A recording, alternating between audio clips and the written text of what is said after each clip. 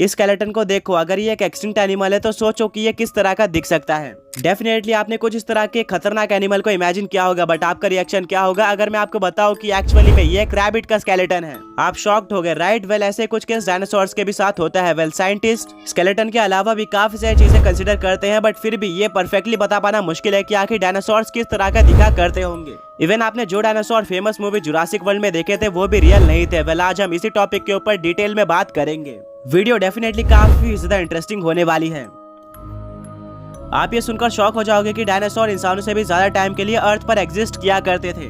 Dinosaur का extinction 66 million years पहले यानी कि क्रिटेशियस पेलियोजीन एक्सटिंक्शन इवेंट में हुआ था, जहां पर लगभग 10 से 15 किलोमीटर बड़ा एस्टेरॉइड अर्थ के मैक्सिको वाले हिस्से पर आकर लगता है, जिससे इतनी ज्यादा एनर्जी रिलीज होती है जो कि बिलियंस ऑफ एटॉमिक बॉम्ब के बराबर थी। अल्टीमेटली सारे पेड़ पौधों पर आग लग जाती है, बड़ी सुनामी आना स्टार्ट हो जाती है और एटमॉस्फेयर में डस्ट भर जाता है। वोल्केनिक इरप्शन स्टार्ट हो जाते हैं। सारे डस्ट पार्टिकल के चलते काफी टाइम तक अर्थ पर एक सनलाइट की किरण भी नहीं आ पाती, जिससे न्यूक्लियर विंटर नाम का एक इवेंट होता है। इससे टेम्परेचर बहुत ज्यादा कम हो जाता है और अर्थ की ठंड बढ़ जाती है। अल्टीमेटली अर्थ की 75% स्पीसीज, जिसमें सारे के सारे डायनासोर शामिल थे, वो एक्सटिंक्ट हो जाते हैं। अभी तक 1000 से 1200 डायनासोर डिस्कवर किए जा चुके हैं, बट साइंटिस्ट के अकॉर्डिंग अभी भी 50 से 75% डायनासोर्स अनडिस्कवर्ड है, जिसके बारे में किसी को भी नहीं पता। साइंटिस्ट किसी भी डायनासोर के स्केलेटल स्ट्रक्चर, साइज और शेप का इजीली अंदाजा लगा सकते हैं, बट ये बता पाना बहुत ज्यादा मुश्किल है कि डायनासोर्स के स्किन का कलर क्या होता होगा। क्या उनके पास मॉडर्न डे बर्ड्स के तरह फेदर्स होते थे या फिर नहीं, और अगर फेदर्स होते थे तो उनका काम क्या था और वो किस जगह पर प्रेजेंट थे।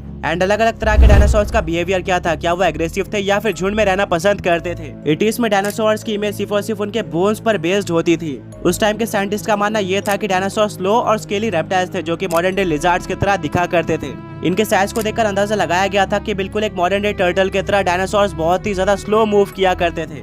इन सब चीजों को साथ में मिलाकर देखा जाए तो अंदाजा लगाया जा सकता है कि डायनासोर्स कोल्ड ब्लडेड थे।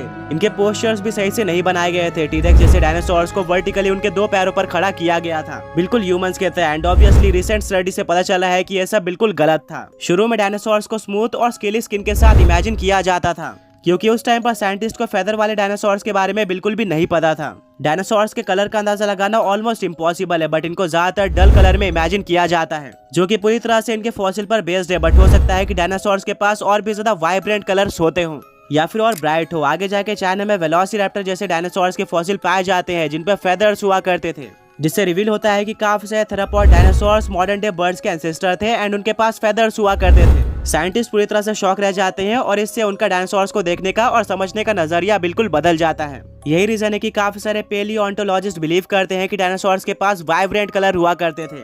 वेल, इससे हमें फेदर्स के बारे में तो पता चला, बट अभी भी स्किन के बारे में पता लगाना बहुत ही ज्यादा मुश्किल है। कुछ डायनासोर फॉसिल के अंदर साइंटिस्ट को मेलानोसोम्स मिले हैं। अगर आपको नहीं पता तो मेलानोसोम्स पिगमेंट सेल्स हैं, जिससे ये एक्यूरेटली पता लगाया जा सकता है कि आखिर डायनासोर्स का कलर क्या होता होगा। फॉर एग्जाम्पल एंकियोर्निस एक डायनासोर है जिसके फॉसिल में मेलानोसोम्स पाए गए थे, जिससे हमें आगे जाकर पता चलता है कि इनके पास फेदर्स हुआ करते थे जिनका कलर ब्लैक एंड व्हाइट था, एंड इनके सर पर एक रेडिश कलर की स्पाइक हुआ करती थी। आगे जाकर ये पता चलता है कि जितना हमने सोचा था डायनासोर उससे ज्यादा फास्ट हुआ करते थे। उनकी स्पीड ज्यादा थी और वो कोल्ड ब्लडेड नहीं बल्कि वार्म ब्लडेड एनिमल्स थे। आज भी नए डायनासोर्स की स्पीशीज डिस्कवर होती रहती है एंड साइंटिस्ट नए टेक्नोलॉजीज बना रहे हैं, जिससे हम डायनासोर्स के बारे में और भी जान पाए। बट अभी के लिए हम उस समय से दूर हैं जब हमें 100% ये पता चल जाएगा कि डायनासोर्स आखिर किस तरह के दिखा करते थे। हमें ये भी नहीं पता है कि डायनासोर्स किस तरह से बात किया करते होंगे और उनकी आवाज कैसी थी। वेल, इन सारी इन्फॉर्मेशन से हमें ये पता चल जाता है कि आज हम जितने भी डायनासोर्स के डिजाइन देखते हैं वो 100% करेक्ट नहीं है। एंड अब हम कुछ ऐसे डायनासोर्स के डिजाइन को देख लेते हैं जो कि एक्चुअली में बहुत ज्यादा डिफरेंट दिखते हैं।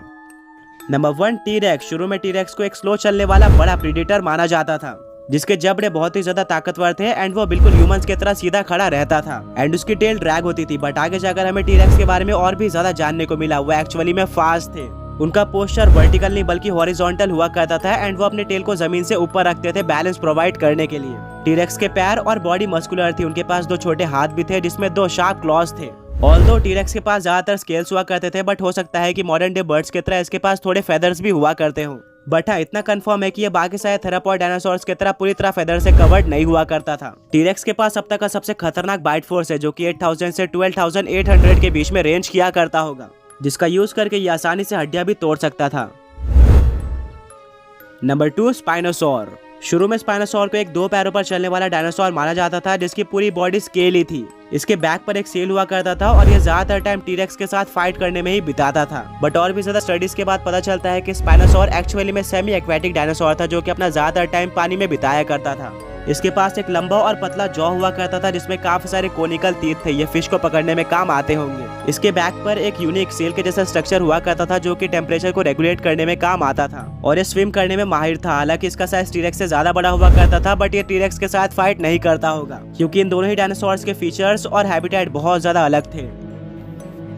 Number 3, velociraptor. इस डायनासोर को आपने जुरासिक पार्क में देखा होगा जहाँ पर इसको एक लार्ज स्केली प्रीडेटर की तरह दिखाया जाता है जिसके पास स्मूथ स्किन थी और इसका साइज एक एवरेज इंसान के इतना हुआ करता था।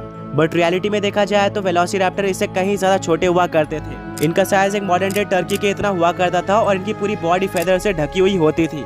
ये रेप्टाइल से ज्यादा बर्ड से रिलेटेड थे। इनके पास काफी बड़े और शार्प क्लॉज हुआ करते थे।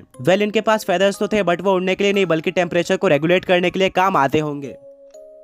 Number 4, stegosaurus. इनको पहले एक स्लो मूविंग हर्बीवोर डायनासोर माना जाता था जो कि 4 पैरों पर चलते थे एंड इनके बैक पर ट्रायंगुलर प्लेट्स हुआ करते थे। साथ में इनके टेल्स पर स्पाइक्स भी हुआ करते थे जो कि डिफेंस में काम आते थे। ऑल्दो स्टेगोसॉरस के बारे में ज्यादातर चीजें बिल्कुल सही और एक्यूरेट है बट उनके ट्रायंगुलर प्लेट्स और टेल सिर्फ डिफेंस के लिए नहीं बल्कि टेम्परेचर रेगुलेशन के लिए भी काम आती होगी एंड इन दोनों चीजों का यूज ये मेट्स को भी अट्रैक्ट करने में करते होंगे। आज के इस वीडियो में इतना ही था। अगर आपको वीडियो से कुछ भी जानने को मिला है तो वीडियो को लाइक करना मत भूलना। साथ में वाइल्ड क्लॉज टीवी चैनल को सब्सक्राइब करके बेल नोटिफिकेशन कॉल पे सेट कर देना। मिलेंगे अगले वीडियो में, तब तक के लिए गुड बाय।